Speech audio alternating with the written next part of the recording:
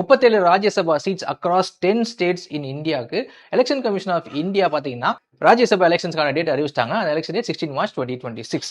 So இதை பற்றி டீட்டெயிலாக இந்தியன் பாலிட்டிக்ஸை வந்து நம்ம பார்த்துருவோம். இவங்க நாமினேஷன் ஃபைல் பண்ணுறது பார்த்தீங்கன்னா representation of people act 1951 and conduct of election rules 1961 இது கீழே தான் வரும்.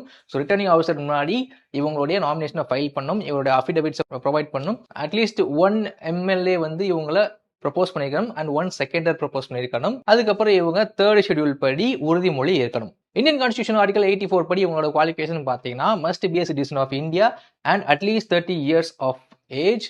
அதுக்கப்புறம் பார்லிமெண்ட் பிரிஸ்கிரைப் பண்ற எஜுகேஷனல் ஆர் ஸ்பெஷலைசேஷன் குவாலிஃபிகேஷன்ஸ் இருக்கணும். இவங்க நாமினேஷன் ஸ்க்ரூட்டினி பார்த்தீங்கன்னா representation of people act 1951 and conduct of election rules 1961 படி எல்லாமே சரியா இருந்துச்சுன்னா இவங்களுடைய நாமினேஷன் அக்செப்ட் பண்ணப்படும், இல்லாட்டி நிராகரிக்கப்படும். நாமினேஷன்லாம் வேலிட் ஆன பிறகு ஃபைனல் லிஸ்ட் ரிலீஸ் பண்றதுக்கு முன்னாடி வரையுமே இந்த வேலிடான கேண்டிடேட்ஸ் அவங்களுடைய அப்ளிகேஷனை வித்ட்ரா பண்ணலாம், அதாவது அவங்க நாமினேஷனை வித்ட்ரா பண்ணலாம். எலக்டோரல் காலேஜ் பார்த்தீங்கன்னா ராஜ்யசபா எலெக்ஷன் பார்த்தீங்கன்னா இன்டைரக்ட் எலெக்ஷன். ஆர்டிகல் 80 கிளாஸ் 4 படி பார்த்தீங்கன்னா எம்எல்ஏஸ் தான் ராஜ்யசபா எம்பிஸ்க்கு ஓட்டு போட்டு செலக்ட் பண்ணுவாங்க. ஸோ எலெக்டட் எம்எல்ஏஸ் தான் ராஜ்யசபா எம்பிஸை எலெக்ட் பண்ணுவாங்க. நாமினேட்டட் எம்எல்ஏஸ் ஓட்டு போட மாட்டாங்க அண்ட் மெம்பர் ஆஃப் லெஜிஸ்லேட்டிவ் கவுன்சில்ஸும் இந்த எலெக்ஷன்ல பார்ட்டிசிபேட் பண்ண மாட்டாங்க. எக்ஸாமுக்கு இது ரொம்ப முக்கியம். இந்த ஓட்டிங் மெத்தட் பார்த்தீங்கன்னா proportional representation, single transferable vote and open ballot சிஸ்டம்ல தான் இந்த ஓட்டிங் நடக்கும். ஓட்டிங் வந்து பாத்தீங்கன்னா நம்ம எம்எல்ஏஸ் எல்லாருமே ஆர்டர் ஆஃப் ப்ரிஃபரன்ஸ் படி கேண்டிடேட்ஸை ரேங்க் பண்ணுவாங்க and this vote will be transfers if the candidate exceeds the quota. So first பாத்தீங்கன்னா வின் பண்றதுக்கு எவ்வளோ கோட்டா ஆஃப் ஓட் வேணுன்றதை டிட்டர்மின் பண்ணிடுவாங்க.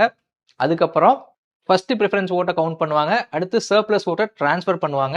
லோவஸ்ட் நம்பர் ஆஃப் ஓட்ஸ் வச்சிருந்தாங்கன்னா அந்த கேண்டிடேட்ஸை எலிமினேட் பண்ணிட்டு அவங்களுடைய ஓட்டை மற்ற கேண்டிடேட்ஸ்க்கு ட்ரான்ஸ்ஃபர் பண்ணிடுவாங்க. ஸோ இந்த எலெக்ஷனோட ரிசல்ட் டிக்ளேர் பண்றது யாரு? ரிட்டர்னிங் ஆஃபீஸர் தான். அண்ட் சர்டிஃபிகேட் இஷ்யூ பண்ணுவாங்க. அதுக்கப்புறம் இந்த பேர் வந்து ராஜ்யசபா செக்ரட்டரியேட்டுக்கு அனுப்பி வைப்பாங்க.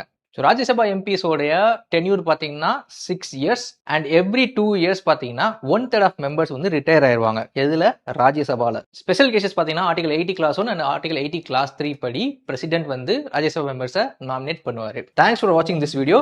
Subscribe to Veranda IAS YouTube channel. Veranda IAS, where your dream becomes reality.